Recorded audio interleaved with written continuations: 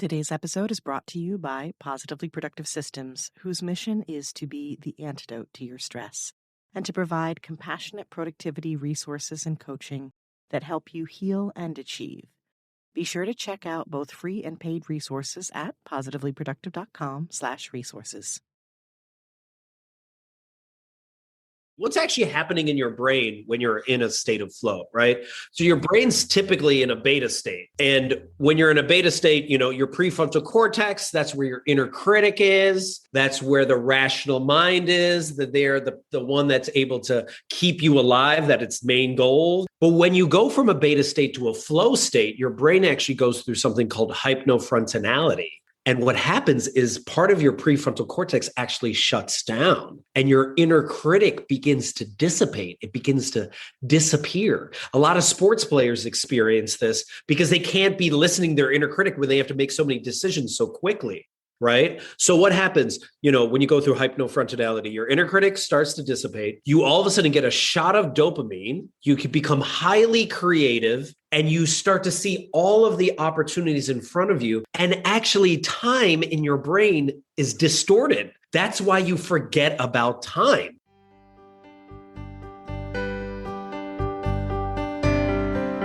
You're listening to the Positively Living podcast. I'm your host, Lisa Zawrotny, founder of Positively Productive Systems and a coach certified in time and stress management, helping clients make space for what matters most in their lives. Join me each episode and we'll talk about decluttering, stress management, habits, personalized productivity, gratitude, and so much more. I understand the overwhelm of life because I'm a wife, mom to kids and cats, and a former caregiver. I'm here to help you choose what's right for you so you can do less, live more, and breathe easier. Sound good? Let's get to it.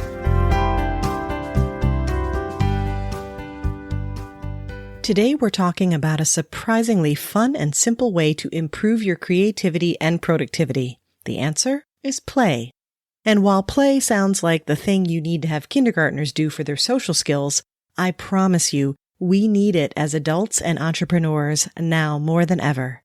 My guest, Jeff Harry, helps us understand why and what to do about it. Jeff combines positive psychology and play to help teams and organizations navigate difficult conversations and assist individuals in addressing their biggest challenges through embracing a play-oriented approach to work.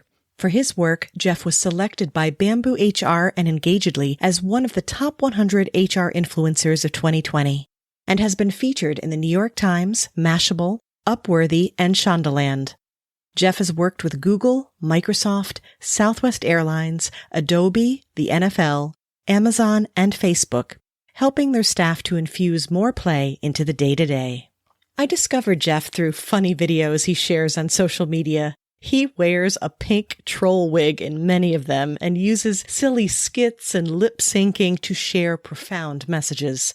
I found out today that it's his way of having fun and priming his own productivity for the day, which is so fitting for our discussion and this show.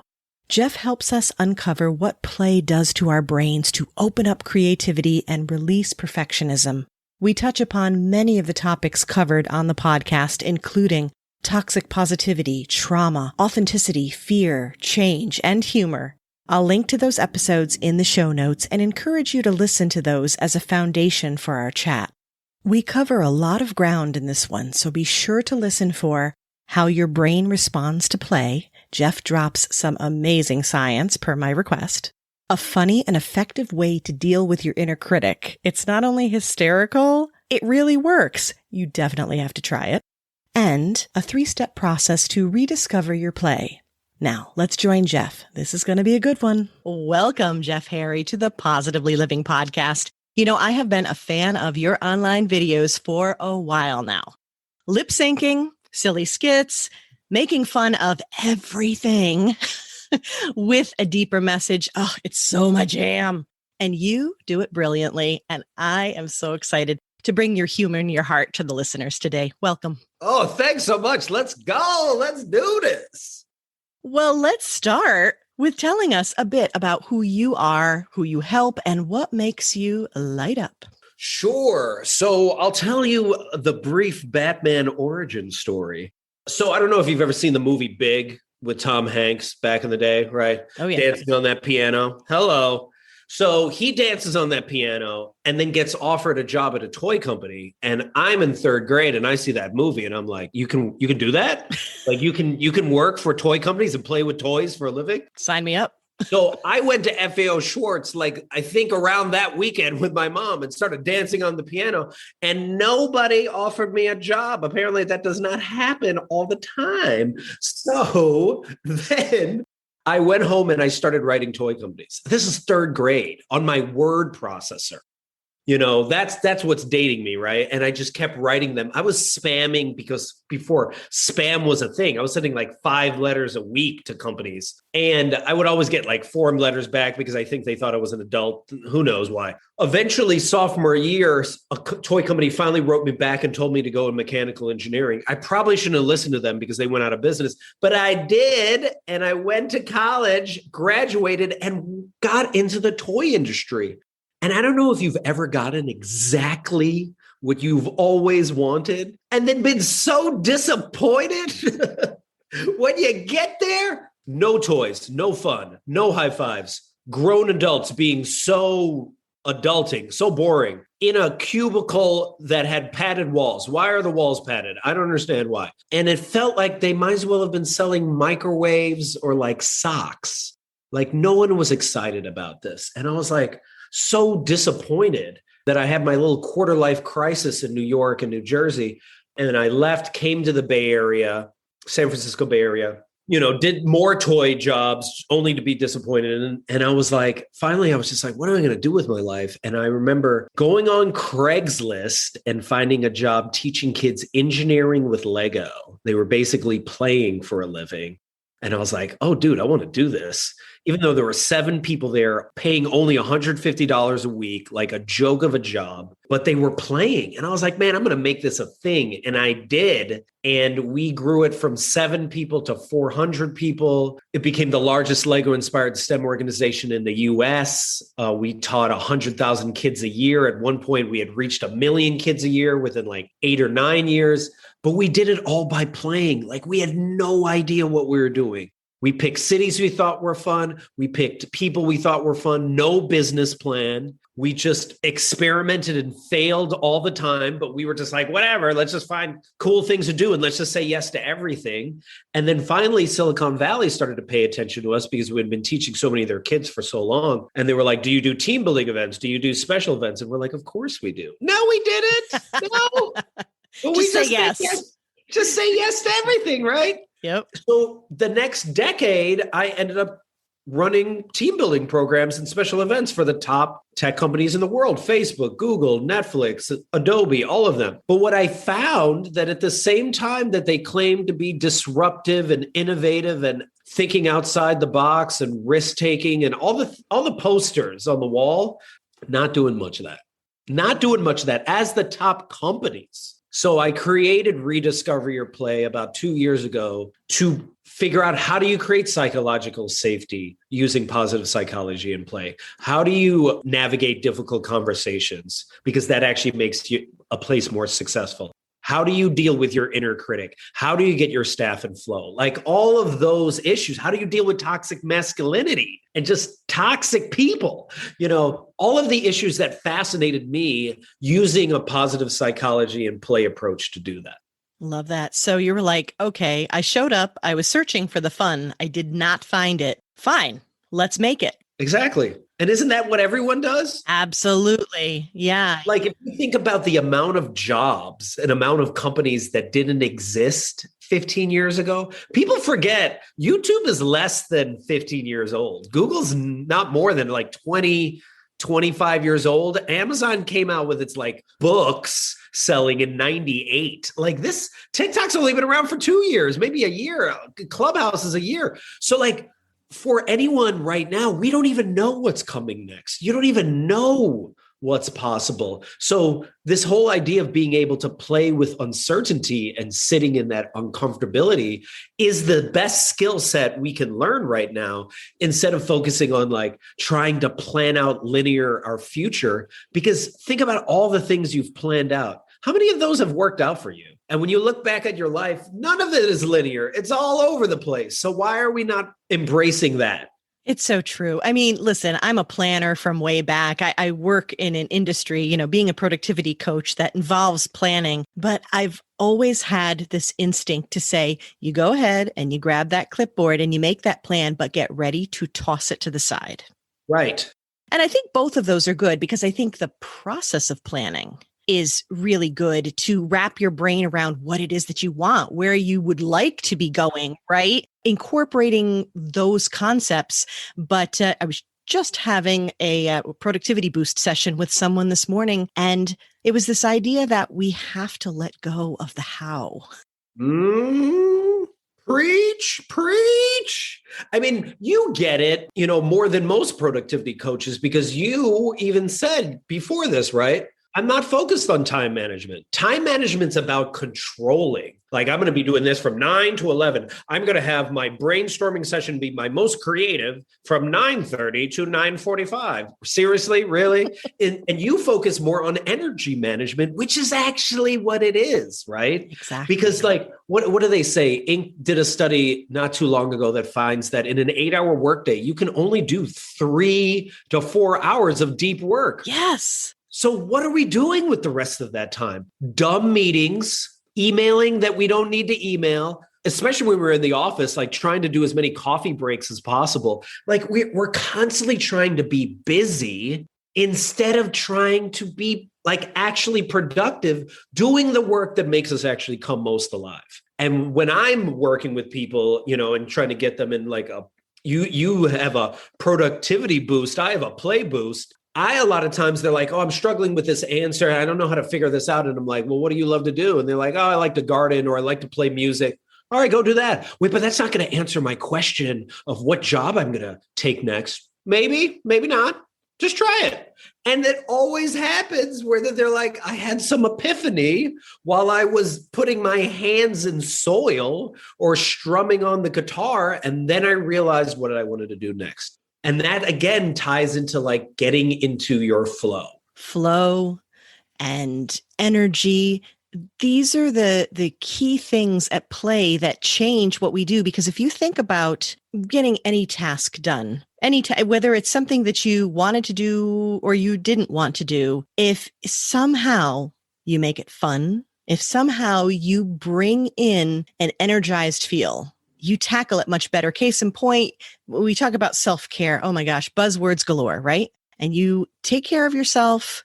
You do something that really infuses you, right? It lifts your spirits. Like you said, whether it's gardening or playing music or doing something that you love, that you lose track of time doing, that just, it's like one of your favorite things ever. And when you're done, you feel awesome. Then you go tackle the thing. Then you go do the to-do. And what a difference it makes. Yeah. And I think a lot of times when we speak about flow and energy, people are like, oh, that's so woo-woo, right? Okay, well, let's break it down the science of it. What's actually happening in your brain when you're in a state of flow, right? So your brain's typically in a beta state. And when you're in a beta state, your prefrontal cortex, that's where your inner critic is. That's where the rational mind is, that they're the one that's able to keep you alive, that its main goal, the whole fight, flight, or freeze mechanism. But when you go from a beta state to a flow state, your brain actually goes through something called hypnofrontality. And what happens is part of your prefrontal cortex actually shuts down and your inner critic begins to dissipate. It begins to disappear. A lot of sports players experience this because they can't be listening to their inner critic when they have to make so many decisions so quickly, right? So what happens, when you go through hypnofrontality, your inner critic starts to dissipate. You all of a sudden get a shot of dopamine.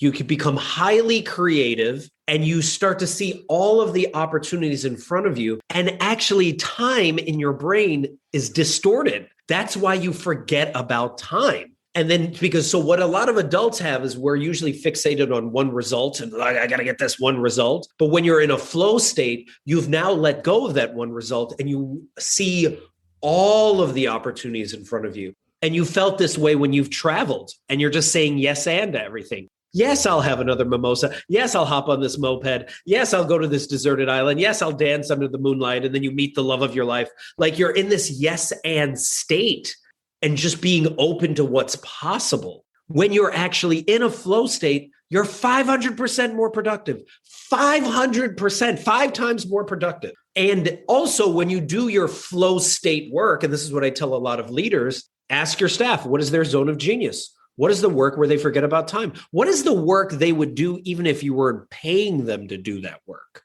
Identify what that is for them. It's like, oh, okay, you love talking to clients, you love connecting with people.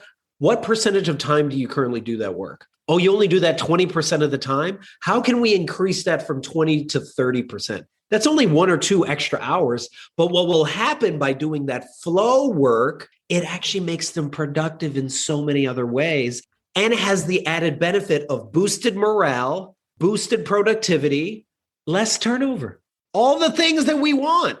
But instead, we've been constantly being like, this is what you need to get done, instead of focusing on the deep work that really makes them come alive. So when we love what we do, when we enjoy what we do, when we feel, we call it in the flow, think about when you say the statement, go with the flow, right? And yeah, that yes, and I like that a lot. The yes, and I will do this. And what you described there is what we just said before about letting go of the how, right? And being open. So that is, I guess you've defined what I was curious about is what you consider to be play, to be playful, is to be in that state, right? Of openness. Yeah, I see play in a very broad way. Play is any joyful act where you forget about time, where there is no purpose, there is no result, where you don't have anxiety about the future, you don't have regrets about the past. You are fully in the moment. You are fully in flow. And I also see play as the opposite of perfection. Perfection is rooted in ego, shame, constantly trying to be right, constantly afraid of failing. Oh gosh, am I doing it correctly? Toxic productivity is part of perfection, right? While play is about curiosity, experimentation, awe, constantly failing, actually embracing failure. Like I remember a former colleague of mine worked on the Mars rover, and her main goal every day going to work was to figure out ways in which it could fail. Figure out 25,000 ways in which the rover could fail while it was on Earth and how to fix it so that by the time they sent it to Mars, which is 150 million miles away, any issue they had there, they'd be like, we already solved it because we've already done it here. And I think we forget about that. We think that we run away from failure when that's where all the magic is. That's where all the uncertainty, but that's where all the play and the mischievous ideas and the innovation are. It's all there in that failure space. That's why I love scientists. And I talk to my kids all the time about that because, of course, society loves to be like, well, don't fail. You don't want to fail. Failing is bad. It's like, whoa, back up. I'm like, what do you think scientists do for a living? They fail for a living. They fail for a living. Yeah, on purpose, because it's how they discover the most incredible things. It's how they innovate. And I remember seeing this on YouTube like 10 years ago. There was something called like Fail Army and fail videos where they would just compile a bunch of videos of people failing and being like, fail, and it was just like, man, why are we shaming failure? Like, at least that person's out there. It's the whole Brene Brown thing of like, at least they're in their arena. At least they're getting dirty. Like, can we stop sitting on the sidelines and being like, I can't believe you're trying to do this. You're trying to start a YouTube channel. You're trying to start a podcast or, just stop shooting on everything, right? Yes. I just said this earlier and maybe I came up with this or something. Maybe I took it from someone, but I was like, can we stop celebrating should culture? Because it's this idea of like, whenever you should on somebody, you then are also shoulding on yourself. Oh yeah. And it's a hot mess. You are taking away that compassion from you as well as other people. And what we should be doing is shaming shoulding. that when we see other people shitting on someone, be like, whoa, dude, let them do them. It's not bothering you. If it's not bothering you, it's not harming you. Let them do you. Like, you do you, boo-boo. Like, why are we focused on trying to be right when like nobody knows what they're doing? Like, I keep saying this, if 2020 taught you anything, nobody knows. Even the Brene Browns, Simon Sinek's, Gary Vaynerchuk's, Tony Robbins. You remember all of them during 2020? They had no idea how to do stuff. Their virtual conferences were a mess as well. They were as much of a mess as us, if not more. So you are your own expert, right? You are actually the person that understands you the most. So knowing that, realize that even the advice I'm giving you, if it doesn't resonate, just ignore it. But if it does resonate, realize that the only reason it resonates is because you have given yourself the same advice. And I'm just reminding you, you already have all the answers that you need, and you simply need to play enough in order to figure them out. I love that. One of my biggest frustrations is this idea of constantly searching for more information and outsourcing our decisions, right? And I'm like, you don't need another course. You don't need another book. I know. I got to get certified though. What about I got to get certified? Yeah. But it's like, let it go. You know already, but it's a matter of trusting. Dude. And whenever I say this to my clients, I'm like, you're ready. Or I say this to my friends, you're ready. You don't need more. You know what happens? They go like this because they know, they know they're ready. Even all the listeners right now, you're ready right now. Well, you're ready. You're ready. Whatever you want to do right now, you're ready for it. And I don't know why you're waiting. Well, you have to get ready to get ready, right? Right. Yeah. So, I mean, do whatever you need to do to get ready, but just know that you're ready. Exactly. You are ready the minute you take the step. And that's just it. You can prepare what you need to prepare. Sure. Okay. You can do your research. Same thing with my podcast. And I'm coming up on a year now that we're recording this, and I held off. Why did I hold off? I love doing this. I don't even know what I'm doing, but it doesn't matter. It doesn't matter. Because it's amazing. And also, like, don't fake it till you make it. Stop faking it. Just be wherever you're at. It's so amazing that people are always like, oh, I want to make a viral video. I want to do this. I want to do that. The most viral videos are the ones where people are being the most vulnerable and saying, I don't know what I'm doing. I'm just here. And this is me, and take it or leave it. And I think we're so scared to show that part of us because we're scared like someone might reject me, like my real me. And I hear that. And that's super scary. Don't get me wrong. I've been there. But the more we can actually challenge our BS story, Elizabeth Gilbert says this all the time, personal transformation doesn't happen until you get tired of your own BS. And it's like, what is the BS story that you're telling yourself right now? An example for me, a BS story I was telling myself last year, which you might be surprised about, was last year I was like, I don't have time to make videos. I don't have time. I sound weird. I look weird. I don't like hearing my voice, all the things, right? And then March 15th, 2020 rolled around and it was like, lockdown, you have all the time in the world, Jeff. What are you going to do? And of course, I first avoided it, binge watched Netflix, looked at social media, tried to numb myself for as much as possible. But eventually I was just like, am I going to confront this BS story or not? So I was like, let me just make one video. All right, and let me just make one more video. And I ended up making like 150 videos in 9 months. And what did that give me? That gave me the bravery to hop on podcasts. By the end of December, I was on 120. Now I've been on like 150. Why? Again, because I was challenging my BS story by playing through the uncertainty. So like, I'm constantly learning this myself.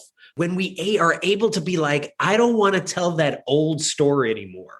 That's when you can tell a new story that's so much more exciting and so much more adventurous. So this is like tied into that shoulds that we were talking about. By the way, you're going to love this. One of the first things I ever created to share with people for free. It's on my website still. It's a document. I didn't even know what to call it. It was like 7 things that sabotage our happiness and productivity. And the title of the document was called Stop Saying Should. Because I was like, I'm just going to call it what it is. So spoiler alert, stop saying should is one of them. And another one is seeing failure as a bad thing. Because this is a repeat thing over and over again. So when we talk about people looking at stuff and saying, oh, you should do this and the judgment and the things like that. Yeah, it is scary, right? So how do we get beyond that? I do know one of the things that has helped me in getting beyond my own story is to surround myself with people who are all like, we're just going to be a hot mess together. It doesn't matter. It's okay. Let's just have fun with this. Let's try it. Some of the stuff that I did originally, when I look back, I'm like, yeah, I guess that is cringy. Wow, was I backlit in that video? Who cares? It was still good information. And it brought me to this point, right, where we're sitting together chatting. How amazing is that? Right. So let me answer it, but let me first answer the part of we have to understand where the shoulds are coming from. So people always ask me, why don't adults play enough? And my answer comes from a study, and the answer is 148,000 no's. By the time you reach the age of 18, certain studies have shown that you've heard the word no 148,000 times. And you've heard the word yes between 8 to 10,000 times. That's it. Then you go to school where you're asked to raise your hand all the time. You're asked to ask for permission. And then adults, your whole childhood, are constantly shooting on you. You should do this. You should do that. You should be a doctor. You should be a lawyer. And you're like, I'm 6 years old. I don't know why you're telling me what I should be doing right now. But okay, right? So because they're shooting on you because they maybe didn't do things with their lives. So now they're like, well, let me tell you about what you need to be doing. And then you get to your teenage years, especially now. Oh, and you're inundated with more information in a day than most people receive in the 1950s in an entire year. And most of that information is telling you what? You're not enough. Don't be yourself. Buy more stuff from Amazon and fill that void in your heart with more like buying of things, right? But the one thing you should not be is yourself. You should not play. You should not be your weird self. You should not be nerdy. Don't do any of those things, right? Just binge watch Netflix until you die. Like that is what's constantly being told to you. So it's such a revolutionary act to play. It's such a rebellious act against society to play, to actually start your podcast, for me to make a video, for someone to start a side business, because it's not normal. It's not normal, right? And what is normal? Not taking risks. It's not like not rocking the boat. And it's like, this world is crazy.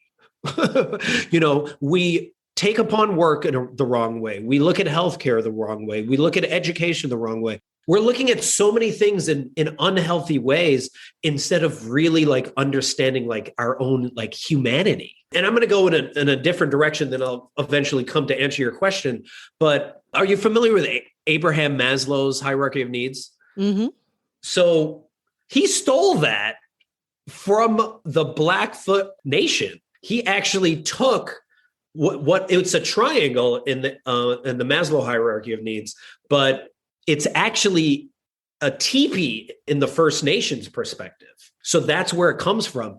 And how Maslow's hierarchy of needs, self-actualization is at the top. Physiological needs are at the bottom, self-actualization is at the top. Actually, according to Blackfoot, self-actualization is at the bottom. It's at the bottom of the teepee. And what is self-actualization? Understanding who you are, what you do, why you do what you do, and how you impact the world. So self-actualization is first. Followed by, in the middle, is community actualization. It's the idea of like, how are we as a community taking care of ourselves? How are we looking out for one another? I remember recently hearing a story of someone, they were talking about how they deal with depression in Africa. And they were like, oh yeah, we have medicine to deal with depression in Africa, or parts of Africa, but, specifically in this town. But what we also do is figure out other ways in which we can help this person through depression. Oh, why are you feeling depressed? Oh, because you are not able to make money. Why can't you make money? Oh, because your tractor broke down. All right, we'll help fundraise so you can get a new tractor. Oh, you are not able to balance your work life, taking care of your kids on the farm and whatnot. All right, we'll figure out ways in which to help watch your kids. Community actualization, getting each other's back. looking beyond just yourself, recognizing that you're part of something bigger. Even if you're not part of that company, just recognizing the humanity of people, right? And just in the clubhouse room I was in just before this, they were talking about someone at a grocery store and being like, can I get my 10-minute break? And the boss is like, we don't have time for you to take your 10-minute break. In a community actualization state, we would be able to be like, yes, let that person take their 10-minute break. I'll cover for them while they're taking it. Like, that's the world that I want to be a part of, right? So again, self-actualization at the bottom, community actualization is the middle. And then at the top is something called cultural perpetuity, which is it's called breath of life. And it's about your ancestors from all of their mistakes, stories, lessons that they learned have breathed life into you. And you have an opportunity to either shun that or pass that on to the next generation. So it's this whole idea that you are both insignificant in the greater scheme of things and also the most significant because you are the link between the past and the future, right? And when you look at it that way, you're like, oh my goodness, like we're more one. We're more one with like the universe in that corny way, but that's us actually watching out for ourselves, right? So then tying back to like, how do you do it more? The way in which I challenge people to actually should less and play more is you can't play when you're in an anxiety-ridden state. I learned this from my play mentor, Gwen Gordon. You can't play when you're angry. You can't play when you're sad. So you have to first learn how to soothe yourself. You first have to be okay with the emotions that are happening right now. So if you're sad, then be sad. If you're angry, be angry.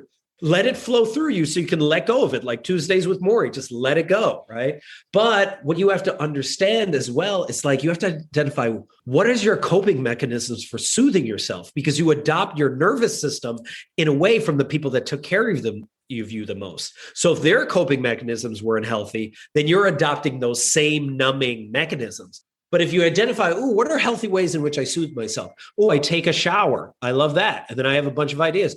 I go for a walk. I dance in costume in my house. Like I play on my basketball hoop. Like what's the thing that actually soothes you? And once you're able to soothe yourself, then do the thing that's really hard for us adults to do. And that is to get bored. And what I mean by get bored is stop binge watching Netflix, stop looking at social media, stop responding to all of your emails just for a moment, 30 minutes to an hour, and allow yourself to just be bored the way we were bored when we were kids, because that's when you have your most mischievous ideas. And that's when you start to hear your intuition, your inner child, because constantly we're listening to our rational mind, our inner critic that's like, you're not enough, blah, blah, blah, you should do this. That's where the shoulds are coming from, right? Mm-hmm. But you can quiet that down by getting bored and then listening to that inner child that's going to whisper a nerve-sided idea to you, an idea that makes you nervous and excited. And you follow that curiosity and you see where it takes you. And regardless of whatever it says, like email that person you've been waiting to for 6 months, do that thing that you think you would regret at the end of your life. Just book that flight you've been wanting to book. When you do it, regardless of the outcome, you simply taking the risk is you are saying to yourself, I'm okay with jumping into the deep end of the pool to be in that uncertainty, and realizing like, fear is false evidence appearing real. And you're like, it's not that bad out here. And once you do that, that's when the adventures start to show up. You are talking about taking that precious time to reflect. And this is something I work with clients all the time. Because when we're in this state of go, go, go, do, do, do, it's the whole hustle culture thing, right? Yep. And that your identity is by doing and not being and not stopping. When you stop to reflect, that actually gives you an opportunity to be like, what do I want to do? Mm-hmm. 10 minutes from now or with my life. It doesn't matter the scope of that question, but simply asking that, what do I want? What do I need? That's another question, right? Here's a tip with this idea of sitting and getting bored or not using the distractions. Either way you describe it, right? Not grabbing the phone, not passively feeding your mind. And this is a little bit of multitasking because it's not completely doing nothing, but it's a good technique to start with. If you have an errand that you can run, that you're hopping in a car or a train or, something like that, even for a short period of time, try doing that without plugging in the AirPods, without listening to the radio. Try it with the quiet and practice that.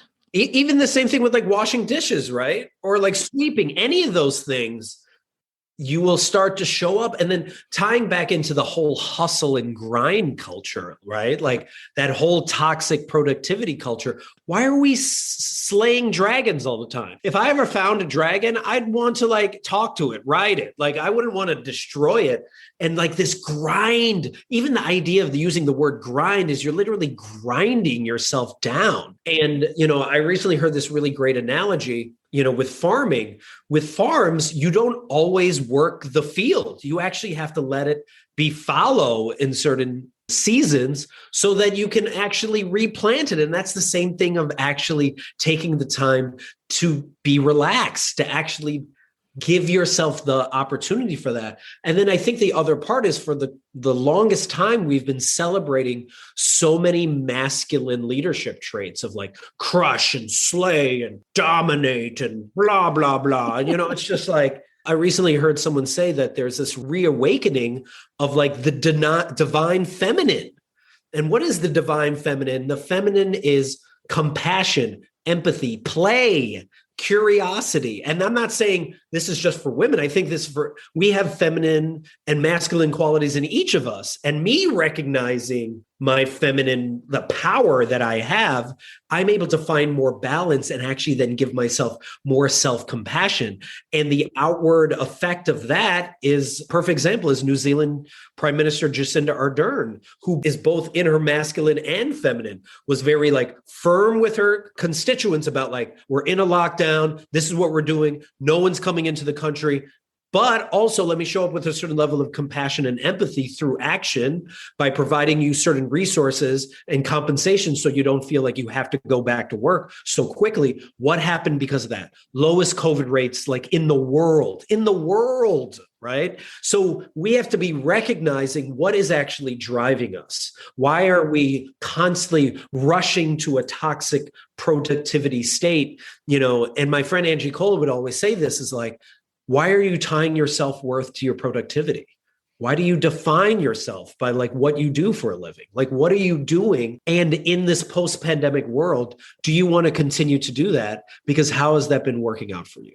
Exactly. When your identity comes from what you do, or even worse, how you do what you do, and then things well beyond your control change it all up, what are you left with? That's what happened. That's why so many people had breakdowns during 2020, because you couldn't do anything. And you were like, you were out of a job, or your job, you were working at home. And then all of a sudden you're like, the way in which I've defined myself for so long, especially in Western culture, we do this a lot in Western culture, is just like, think about the question you are asked the most when you go to conferences. What do you do for a living? Yeah. What a horrible question. I can say the worst question. Why? Because it doesn't really say much. I mean, it kind of does if you're excited about what you do. But I'd rather ask someone like, what's the weirdest quality about you? What was the last adventure you were on? When's the last risk you took? That will tell me more about you as an individual and whether or not we're going to get along than me finding out you're an accountant and then you hate your job. Like, it's just like, we just have to, I really hope we don't use that question as much in the future and that we come up with better questions. I think that's a good challenge for us. And I know that with my own kiddos, instead of saying, what are you going to do when you grow up? I'm trying to reframe it in a bunch of ways. What problem do you want to solve? Yes. Who would you like to help? Or, how would you like to show up in the world? You'll notice for you today and all of my other guests, the questions I ask you are who you are, who you help, and what makes you light up. Mm-hmm. It's not what you do, right? Not what you do, because think about it. If you're like, what do you want to do when you grow up? I want to be an astronaut. Oh, I want to be a doctor. Okay. Like it's so results oriented. It's not about asking them. And really what we should be asking our children is what is it that makes you come alive? We should be asking ourselves that, right? And one of the biggest gifts that I think adults can do or parents can do for their child is to show them how it is to take a risk themselves. I have a friend who just learned how to roller skate, in her mid 40s. And she recently went down this bowl in the skateboarding place. And it was just she's obviously the oldest person there, but she doesn't care. She's like, I'm going to go down this bowl and let me see what happens. And she twisted her ankle. And most, adults are like, I told you shouldn't have done that at your age. All of her kids see her as a hero. Why? Because she's willing to do something that makes her uncomfortable, that brings her joy just because she wants to. And even if it's scary. And that's one of the biggest lessons we can teach our kids. Instead of trying to be perfect parents all the time, we should instead show them that we also sometimes don't know what we're doing. And we're trying to make it up as we go along. And we're okay with failing. And I don't think enough parents will give themselves the compassion to be there. And I'm thinking that, at least I know for me, with the relationship with my children, that they teach me this all the time. They encourage me to do this, especially as they get older and we start to do things together. Now, I'm not saying playing the guitar is scary, but that is something I've been doing lately. And I've found that it's profound how much my son and I can bond over this in all the different ways that you might expect. Yes, we can jam together. I mean, I'm ready to be a CCR cover band at this point, because I can shred with about 3 chords, but I'm getting there, right? And it's okay to be sloppy and to be imperfect about it because, again, it's that progress. It's that, are you having fun doing it? Here's a great example. I suck at bowling and I love it. And I think we need to embrace loving what we are not good at as well. And not just that we have to totally love the things. I'm not going to say I'm going to go out there and love running. I run when I'm chased. You know what I'm saying? Right. But at the same time, activities that maybe we're just not the best at, if we can embrace those more, that may be a good practice in getting used to this.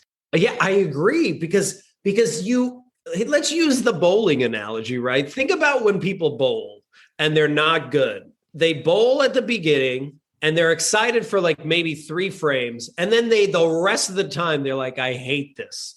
And you start to think oh, the ball keeps going in the gutter, so I must be in the gutter. And we have to be careful. I think my friend Patricia Moreno would always say, you have to be careful about what you say after I am, because whatever you say after I am determines your life. So I am in the gutter, instead of just being the ball went in the gutter, whatever, it's just a ball, and the more we can actually play loose when we're bowling, the better you actually do, the more you judge yourself less. So here's something that actually might really help your listeners as well is, can we go into the inner critic stuff and just diving into that just briefly? So I think a lot of times we think the inner critic is mean and horrible and we need to get rid of it.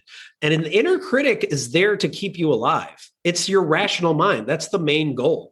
The problem is we lean on our rational mind and ask it questions like, hey, should I start playing the guitar? And remember, the rational mind's answers are only fight, flight, or freeze, right? So it's not going to be yes, definitely. It's just going to be no, don't do anything that'll make you look stupid. So we need to stop asking our rational mind and start asking our intuition and our creative mind, right? Our inner child. A technique you can do to actually address your inner critic, and I learned part of this from my friend Marcia Shandor, is the next time you're feeling really crappy, maybe you're binge watching Netflix, you're eating Cheetos, and you're like, I'm a loser. I'm the worst person in the world, right? We've all been there. That means your inner critic has been there for a while and it's been whispering you all these mean things. So try this exercise where either take a piece of paper and a pen or grab your phone and start writing it on your phone, but start writing down what your inner critic is saying to you at that very moment.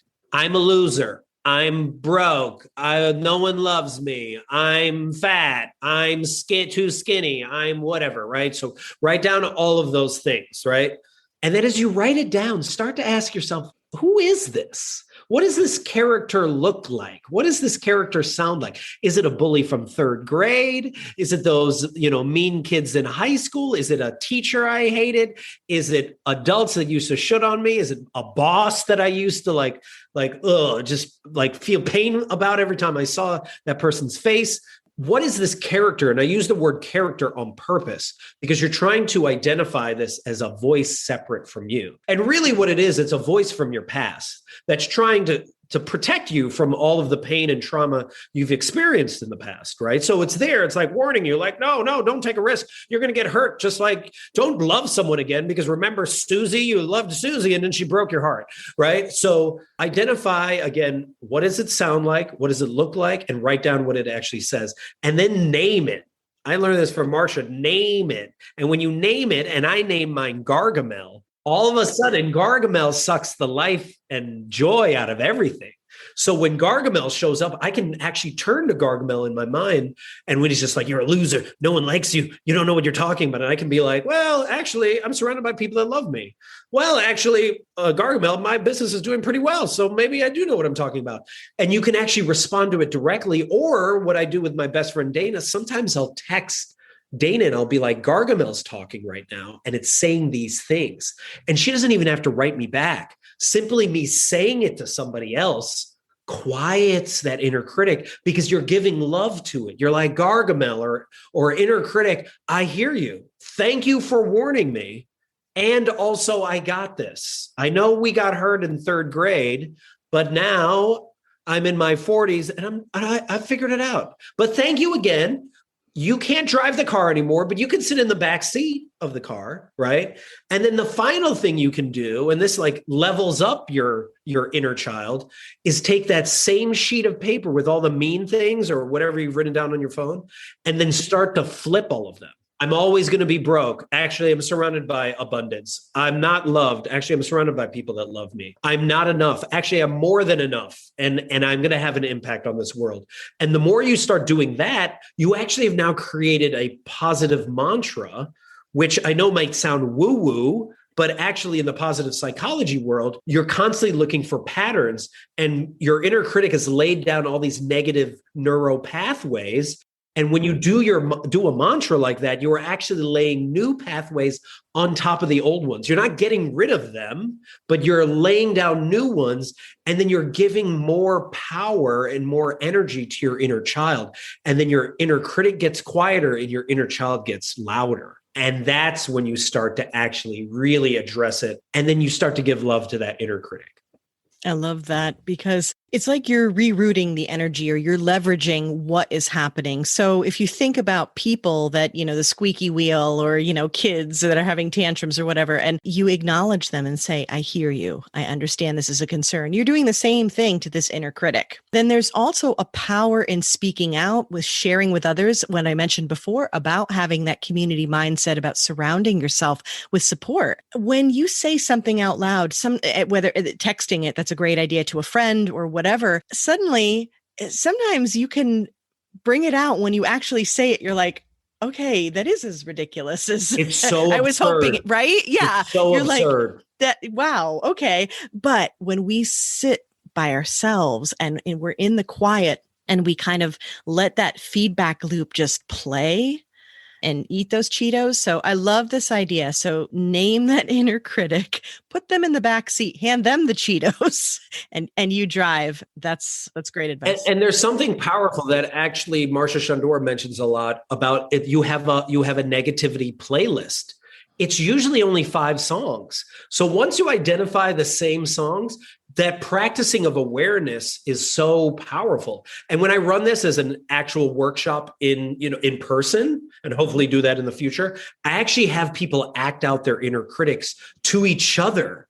And it's hilarious because all of a sudden you see like Frank Frugal and Tila Tequila and, angry Samantha. And they start laughing at each other because they're like, oh my gosh, not only do I have inner critics, I have a whole board of directors of inner critics. I didn't even know all these were in here. And the more we actually identify that, that's when we can actually address it. The other thing, and I'll be really quick with this one, is you also can shape your day by asking a really powerful question that I learned from my friend Desiree, which is, how can it get any better than this? So I start my day by play. I make a TikTok video to start my day. I don't know if anyone ever watches it. I don't know if it has an ROI value or bring me any money, but it helps me prime my day to see the world as play. And then I ask myself after I'm feeling good, how can I get any better than this? So today, I made a TikTok video. How can I get any better than this? I hopped on this Clubhouse room where we talked about toxic productivity for 2 hours and connected with all these awesome people. How can I get any better than this? Now, Lisa and I are talking and having this amazing podcast conversation. How can it get any better than this? It can't. It's not possible, but maybe, who knows? Who knows, right? But when you ask that with curiosity, you prime your mind to start looking for those patterns because your brain's constantly looking for those patterns, right? But when we have a bad day, I challenge people and say, you didn't have a bad day. You had a bad moment. And thoughts usually last between 9 seconds and 90 seconds. So then you ruminated about that bad moment 1,000 times over, and you primed your mind to look for the next bad moment and the next bad moment. And you might even use the language of like, bad things happen in threes. And then you start looking for 3 ways in which it's going to badly happen for you. So the more we can actually ask the question, how can it get any better than this?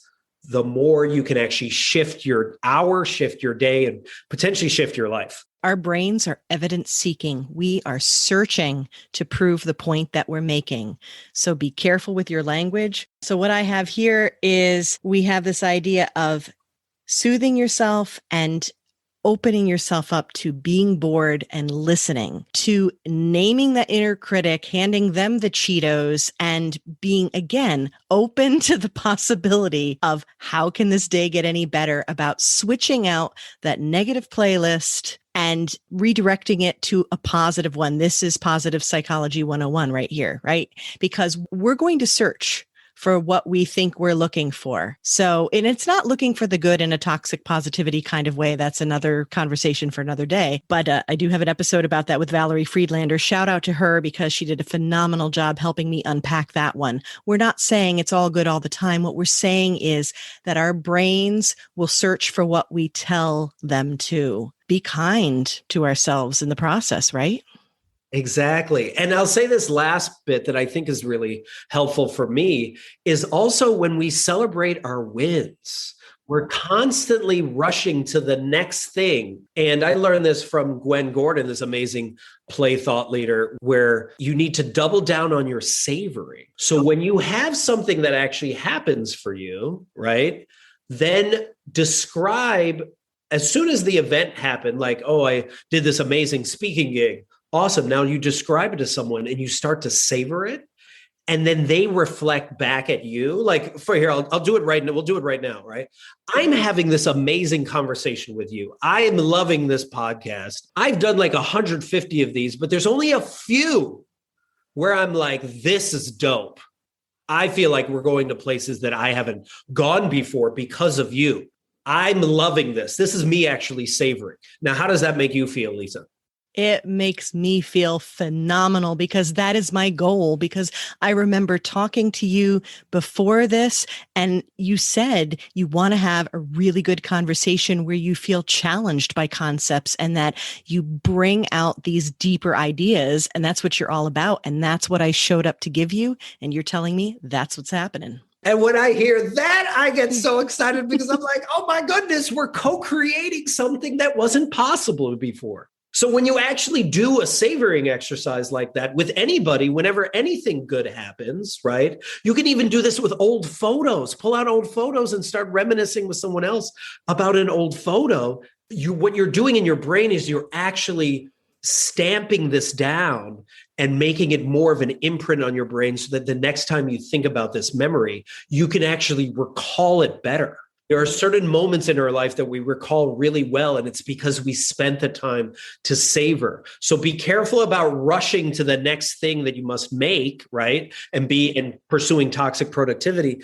and just celebrate and be in the moment and embrace that moment and feel that moment, and then be okay with then later on going back to that moment to experience it again. Yeah, because your brain, again, will acknowledge that as current. And this, what you're describing, Jeff, is a beautiful form, a version of gratitude.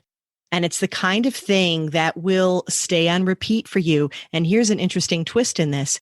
If you do care about being truly productive in a very positive way. And if you care about doing a good job, well, guess what? This savoring will help you because you are locking in all the good, wonderful details. You're locking in your self-esteem about the moment and how awesome that was. No, I'm sorry. When it's really awesome, you have to sing it. Awesome. Awesome.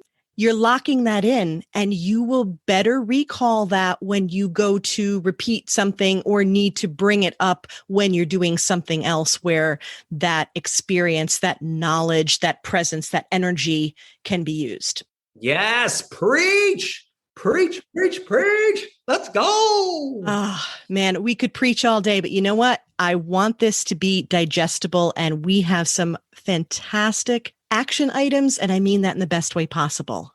It's about, we'll call them open items today, maybe. Ooh. Right? You are open to do these things. This is a way that you can invite play in. You can invite positivity in, self-kindness and reflection and fun. Right.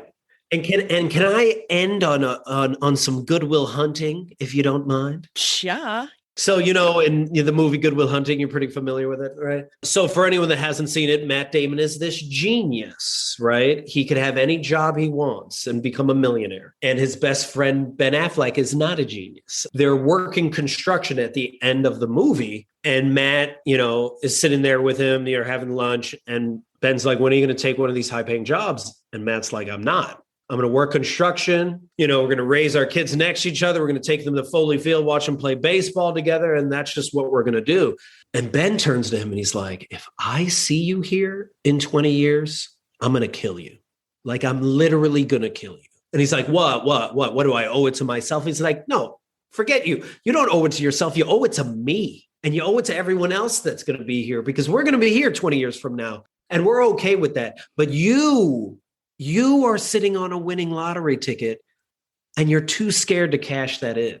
And the fact of the matter is all of your listeners, and we talked about this early on, is like all of your listeners are sitting on a winning lottery ticket. And this is not about you cashing it in just for yourself. This is not about you. This is about the idea that there's someone waiting for you to do your thing so that you can give them permission to do their thing.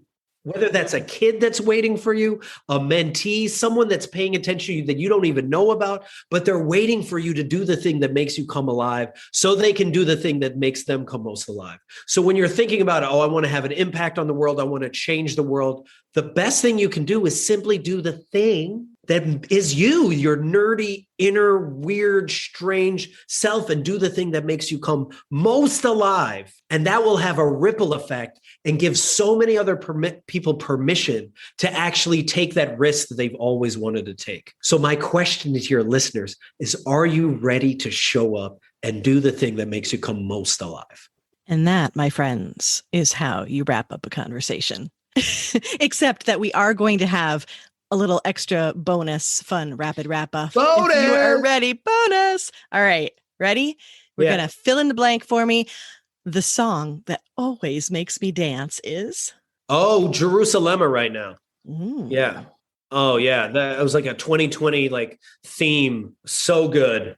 Okay. All right. That's going on the Positively Living Podcast Spotify Dance Playlist, Volume 2. All right. The quote or mantra I share all the time is? Oh, it's the Elizabeth Gilbert quote. Personal transformation doesn't happen until you get tired of your own BS. Perfect. All right. And a resource, book, or app that makes my life easier. Ooh, a resource, book, or app.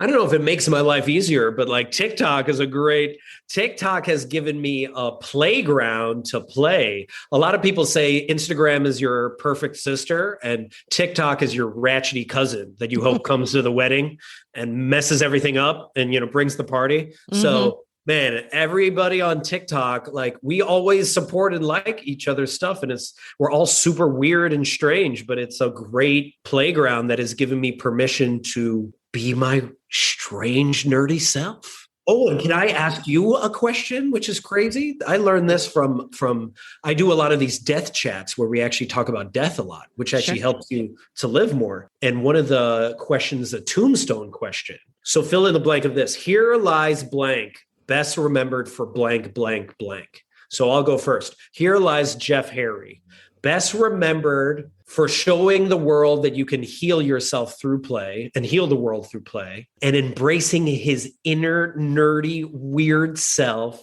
and helped bring back high fives. Okay.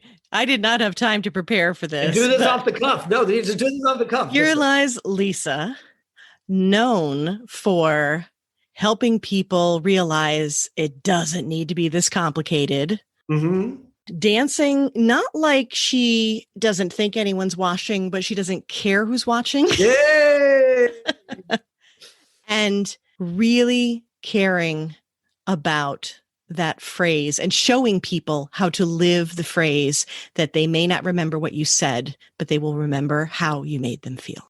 Oh, let's go. You see how it just flows out? Always, these are the best answers. Always. Okay. And on that note, we are going to completely wrap this up with some gratitude. So what or whom are you grateful for today, Jeff? I mean, definitely you. I mean, hello, let's go. And I'm also grateful for my best friend, Dana Santa Cruz. Oh, Dana. Dana, in many ways, taught me how to actually live and how to like show up and how to really be truly giving of my full self. So I'm going to tell her that right after that. I'm going to text her that right after this. I love it. Now she has an official shout out on the Positively Living podcast. Nice, Dana. Well done. Okay. Yeah. Gratitude off the charts for you, Jeff. I am so grateful for connecting with you and, oh goodness, the way that you shine your light in this world and are sharing it with us. Tell us quickly where we can find you, because I know they're going to want to watch those videos and connect with you. Where can we find you? Sure. Yeah. If you want to find my videos, my handle is Jeff Harry Plays, JeffHarryPlays. And I'm on TikTok, Instagram, YouTube, Twitter, Medium, all of those, same handle. And then you can also come to my website, rediscoveryourplay.com. And you can click on the Let's Play button where I have a bunch of play activities you can do. And you can hop on a call with me and we can figure out how you can kick ass more in this world, all by playing more and doing the thing that makes you come most alive. Love it. Thank you so much for being here today, Jeff. Now, let's go play. Let's go.